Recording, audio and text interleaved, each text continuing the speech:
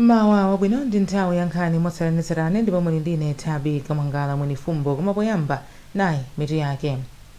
Boma lati lili ndi chiyembekezo kuti mayiko ndi mabungwe apitiriza kuthandiza dziko lino ngakhale ena mwa iwo anayimitsa thandizo losiyanasiyana posachedwapa. MEC yati ndalama zoyendetsera chisankho zizikhala zokwanira nthawi zonse. Ndipo munkhani zina bungwe la anamwino ndi azamba lapempha boma kuti liwonjezere ndalama zophunzitsira anamwino. Tili ndizi ndi zina zambiri tikhale limodzi. Unduna wa zachuma wati uli ndi chiyembekezo kuti mayiko ndi mabungwe apitirize kuthandiza dziko lino ngakhale ena mwa iwo anayimitsa thandizo losiyanasiyana posachedwapa. Nduna ya zachuma Joseph Mwanamveka ndi wanena izi ndipo ati bungwe la European Union lapereka kale ndalama zokwana 143 million euro ku ndondomeko ya chuma ya dziko lino. Iwo anena izi pamene bungwe la mayiko aku Ulaya la EU limalengeza thandizoli lomwe lipite makamaka ku ntchito zosiyanasiyana zachitukuko mdziko muno. Mwanamveka akufotokoza. Pamwamba pa ndalama zomwe atipasa 143 million euros imene ili Malawi kwacha pafupi 287 billion Malawi kwacha zomwe zili ndalama yochuluka kwambiri chifukwa 287 ndi almost a quarter of a trillion, right? More than a quarter of a trillion. Ndi ndalama zambiri zimene atipasa. Ndipo onjezerapo atipasaso pafupi 13 million euros imene ndi budget support. Ndalama zimene zitalandira kale, ndalama zimene zidakali ku Reserve Bank atipasa. Nganena kale ndakati kunena kuti donors tinawo limodzi. Donors tikwenda nawo limodzi. Inde ndikuziwa kuti ali ndi mavuto koma izi kusonyeza kuti donors athu ngati EU tinawo limodzi. Malawi Electoral Commission MEC yati ndikofunikira kuti dziko lino lizikhala ndi ndalama zoyendetsera ntchito zachisankho nthawi zonse kuti ntchitoyi izitha kuyenda mwadongosolo. Wapampando wa bungweli Anabel Mtalimanja wati mabungwe amene amathandiza pachisankho akuyenera kudziwa kuti ntchitoyi ndiyopitirira. Wes Gausi ali ndi ripoti. Bungwe la zisankho la MEC linayankhula izi pa mkumano wawo waukulu umene anakonza mu mzinda wa Lilongwe kuwunikanso umene zisankho za chaka cha 2025 zinayendera ndiponso kukambirana zokonzekera zisankho za 2030. Antalimanja ati mabungwe amene saboma amene nthawi zambiri amapatsidwa danga lophunzitsa anthu sangagwire ntchito yawo bwinobwino opanda ndalama zoyenereza kuti agwire ntchitoyo. Iwo ati thandizo pa nkhani la zisankho limafunikanso makamaka mu zipani zosiyanasiyana pofuna kuphunzitsira anthu nkhani ya masankho. Ndipo pakadali pano mkulu wa mabungwe a UN mdziko muno Rebecca Dadonto agwirizana nalo pempho la bungwe la MEC ponena kuti thandizo ndilofunikira kwambiri pa ntchito ya zisankho nthawi zonse. Bungwe la anamwino ndi azamba lapempha boma kuti liwonjezere ndalama zophunzitsira anamwino ndi azamba. Malinga ndi bungweli izi zithandiza kuti ophunzira za umoyowa asamasiyire sukulu pa njira kamba kakukwera kwa school fees komanso kusowa kwa othandiza ophunzira ochepekedwa kupeza maphunziro. Mtsogoleri wa bungweli Ashauti Simeza ndiye wayankhula izi mu mzinda wa Mzuzu pa ulendo wa ndawala ofuna kupeza ndalama zothandizira ophunzira ochokera manja osowa. Makloe Chilangiza ali ndi zambiri. Asimeza ati ophunzira ambiri akumana ndi mavuto osiyanasiyana nsukulu za ukachenjede za mdziko muno potsatiranso kuti boma linakweza mtengo wa ndalama zomwe ophunzirawa akuyenera kulipira nsukuluzi. Iwo apempha boma, mabanki, makampani ndi anthu osiyanasiyana kuti azitenga nawo mbali pa ntchito yothandizira ophunzira ndi cholinga chofuna kutukula ntchito za maphunziro ndi za umoyo. Atengerepo phunziro limene apanga afitumbiko mumba kuti nawonso abwere adzathandizire. Sikuti munthu ali nazo zambiri kanga chepe kamene angaperekeko. So ndikumemeza ali onse amabanki, kanda water board, kaadimaki, kandi munthu pa yekha awandale aboma abwere makamaka pano pamene tikukamba zoti tili ndi ntchito za ku diaspora, jobs in diaspora. Ndizofunika kwambiri kuti ambiri atengepo gawo. Ndipo poyankhula pa mwambowu nduna yakale ya zamalonda ndi mafakitale komanso yemwe ndi phungu wa dera lapakati mboma la Mzimba Avilumbiko Mumba apempha boma kuti liwonjezere ndalama zomwe limapereka pa ntchito za maphunziro ndi za umoyo funa kuchepetsa mavuto omwe ophunzirawa amakumana nawo. Amumba anawongezera kuti ndikofunika kwambiri kuti anthu azithandiza ophunzirawa chifukwa chakuti dziko lino limadalira achinyamatawa pa ntchito za chitukuko. Maphunziro ndi health must be publicly funded, which I seconded for ndi chimenezo inezo ndimakhulupirira. Ndikupezeka panopa ndikuyikira umboni komanso kusindikizana kuti boma liyenera kutenga gawo kwambiri pophunzitsa nzika zake makamaka maiko osawa ngati Malawi amene anthu more than 70% amakhala mu mphawi wochititsa mantha. Mtsogoleri wa ophunzira pansi pa bungwe la anamwino ndi azamba mchigawo chakumpoto Aida Nsumuku anadandaula kuti kukwera kwa ndalama zomwe ophunzirawa akuyenera kulipira msukuluzi kwaongeza mavuto azachuma pakati pawo. Iwo anawongezera kuti kudzera mbungwe lawo apitiriza kukhazikitsa njira zosiyanasiyana zopezera chuma chothandizira ophunzira anzawo. Mavuto ndi ambiri. Tili ndi ana ena oti vuto lawo kwambiri ndi school fees yokhayo oti mwina anasidwa pa loans board. So we also have ma school anzathu achamo oti a loans board samakhalako ena amangovutika fees koma pale ena oti ndovutikisitsa oti fees yo alibe or even malo ogona kuti apeze rent alibe ena so kuti adye chakudya katatu pa tsiku chimakhaso vuto ena tikamapita mu location momwemo mumapeza kuti tafika kuja akusowaso ndipo okhala. Ulendo wa ndawalawu ukufuna kusonkhanitsa ndalama zokwana 20 miliyoni kwacha ndipo amumba apereka ndalama zokwanira 5 miliyoni kwacha. Boma la dziko la China lalonjeza kupitiriza kuthandiza ophunzira msukulu za ukachenjede za boma. Izi zikudza pamene ofesi ya kazembe wa dzikolo yapereka thandizo la ndalama zolipirira maphunziro lokwana $20,000 imene ndi pafupifupi 38 million kwacha kwa ophunzira a msukulu zitatu za ukachenjede za boma. Pemphero Malimba akufotokoza. Ophunzirawa ndi ochokera msukulu za ukachenjede za boma za University of Malawi, Malawi University of Science and Technology komanso Mzuzu University. Kazembe wa dziko la China kuno ku Malawi Aru Zung akupereka thandizo kwa ophunzirawa ndi mbali imodzi yozindikira kuchita bwino kwawo msukuluzi. Azu ali ndi chikhulupiriro kuti ophunzirawa ali ndi udindo waukulu pa ntchito yotukula chuma cha dziko lino. Nduna za mabale a dziko lino ndi maiko ena a George Chaponda ayamikira boma la dziko la China kamba kathandizoli. Managing ndi chinthu chapamwamba kwambiri ndipo masiku akupitawo ndikuona kuti zizapindula zinthu zambiri. Zinthu zimasintha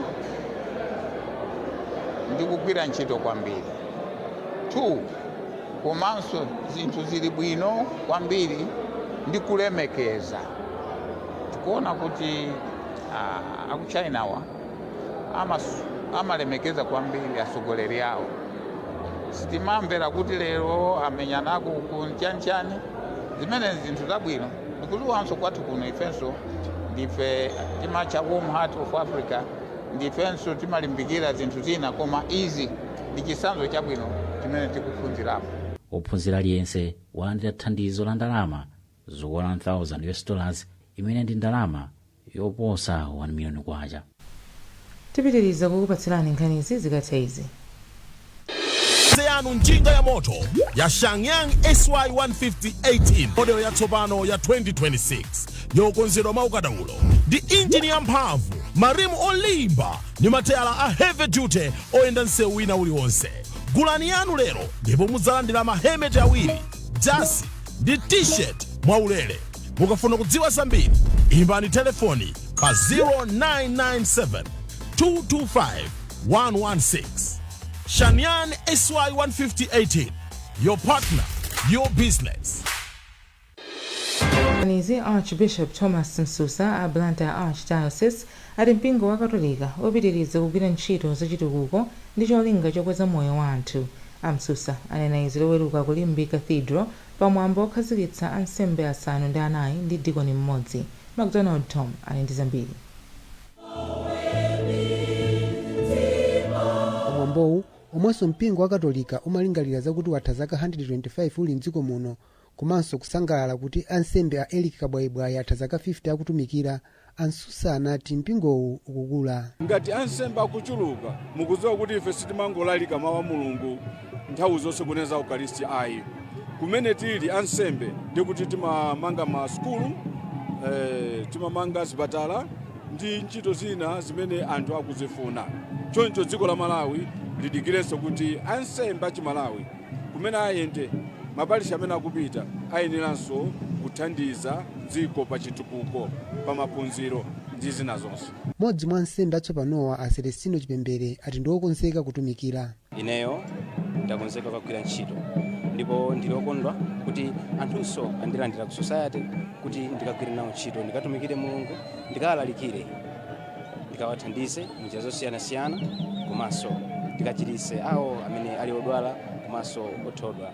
Nduna ya zachuma Joseph Mwanamveka, nduna ya chitetezo cha mdziko apita mukhito ndi mtsogoleri wa chipani cha UTM Adalitso Kabambe anali nawo pamwambowu. Akabambe ati mpingo wa Katolika ukuchita zazikulu pa chitukuko cha dziko lino. Dziwa inu amanga masukulu ambiri ana ine aphunzira masukulu akatolika ukawakati the best schools in the country. Komanso muyang'ane zipatala zawo zabwino kwambiri, anthu ambiri akumapeza chithandizo kupyolera zipatala za Katolika. Ndi mpingo wa Katolika wakhala patsogolo kutitumikira ife, kutipatsa makhalidwe abwino, wakhala patsogolo kutiphunzitsira ana athu dziko la Malawi tikhala ndophunzira bwino, wakhala patsogolo kutithandiza kukhala anthu athanzi, komanso wakhala patsogolo kutithandiza kuti anthufe tisamakhala anthu morally wrong. Kupatula Chipembere, ansembe ena atsopano ndi a Cornelius Makasu, Alan Pires, Bernard Malizani, Felix Gama, Kevin Luka, Lawrence Manea, Robert January ndi Stuart Kabotolo. Dikoni watsopano ndi Ascent Muindi.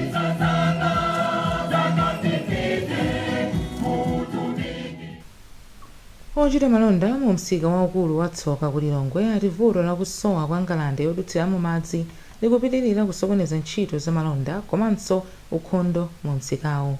Ochita malonda awa kudzera mwa wapampando wawo a Steve Magombo anena izi pamwambo omwe phungu wa derali a Precious Kabambe amakhazikitsa ntchito yosesa ndi kupititsa patsogolo ukhondo mu msikawo.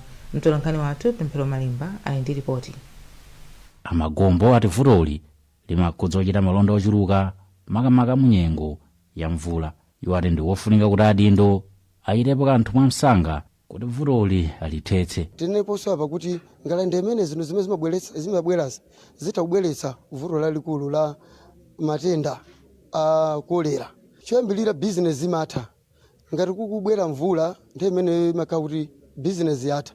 Kulibe munthu amene angasangalatsidwe nkuponda kapena kudutsa madzi zimene zili zanyamula zinthu zoyipa. Ndife ngati mavenda timakhudzidwe fa business imayima. Phungu wa dera la Lilongwe sitebwaira a Precious Kabambe ati akuchita zokambirana ndi akhonsolo la Lilongwe kuti athane ndi vutoli. Akabambe atsindika kuti ndondomeko yosesa mu msikawu ayipanga ndi cholinga choti ochita malonda mu msikawu azichita bizinesi yawo pamalo abwino. Tawuni yathuyi komanso misika yathu muli umve umene ndiwadzaoneni. Ena timapanga ndanu ake kugwiritsa ntchito msikawo, pena anthu ena amene amangodutsa. Kuti tisadakhazikitse no chitsanzo chabwino chowauza anthu kuti akataya zinthu posayenera nkwauza kuti tolani. Tayamba nkukilina kaye. Takilinamu kena kuyambira mawa sitifuna tionenso munthu akutaya chinthu pena paliponse. Pambali ponena kuti tili ndi mabini amene amaonekeratu. Ochita malonda amazana amachita bizinesi mu msika watsoka mu mzindawu.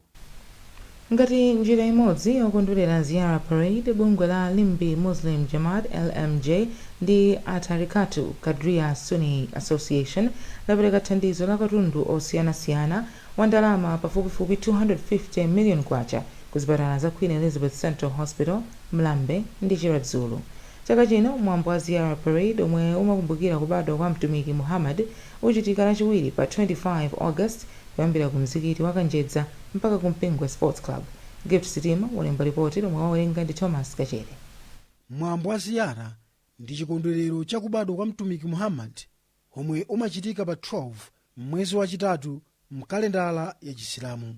Mmodzi mwa akuluakulu omwe anayimira mabungwewa a Muhammad Abu anati kuthandiza anthu osowa ndi mbali imodzi ya chipembedzo cha Chisilamu. Muhammad sallallahu alaihi wasallam anawauza anthu onse mupite muonane ndi anthu dani sakupeza bwino, muthandize anthu sakupeza bwino. So paganizo uja ife timabwera every year. Now we are now 12 years in, chaka 12 yateka. Every year tikubwera tikuthandiza anthu kuma hospital. Chaka chino tikhala ma hospital atatu. Target yatu ilipo pa Queens, pa Chiradzulu ndi Mlambe Hospital. A Elise Muwisa ndi mmodzi mwa akuluakulu pa chipatala cha Queen Elizabeth Central. Ife monga Mr James ndife othokoza ku bungwe la LMJ potipatsa chithandizo chimenechi. Inde chipatala chimapereka thandizo kwa guardians, imawapatsa chakudya. Komano mmene a LMJ atipatsa mapaki amenewa awathandizira guardian kuti adzithaso kuphika pa nthawi yawo, ndipo tikupemphaso akufuna kwabwino omwe angatithandize kutipatsa chithandizo cha chakudya ndi zina zotero kwa guardians athu amenewa kuti athandizike zikomo. Wina mwa katundu yemwe waperekedwa ndi ufa, shuga, mafuta ophikira, mpunga ndi sopo. Nkhani zathu ndi zomwe zikumatisiyana nayinso mitu yake. Boma lati lili ndi chiyembekezo kuti mayiko ndi mabungwe apitirize kuthandiza dziko lino ngakhale ena mwa iwo anayimitsa thandizo losiyanasiyana posachedwapa. Mekeri ndalama zoyendetsera chisankho zizikhala makamaka zokwanira nthawi zonse. Ndipo munkhani zina bungwe la anamwino ndi azamba lapempha boma kuti liwonjezere ndalama zophunzitsira anamwino. Munali ndine Tabi Kamangala Mwenifumbo.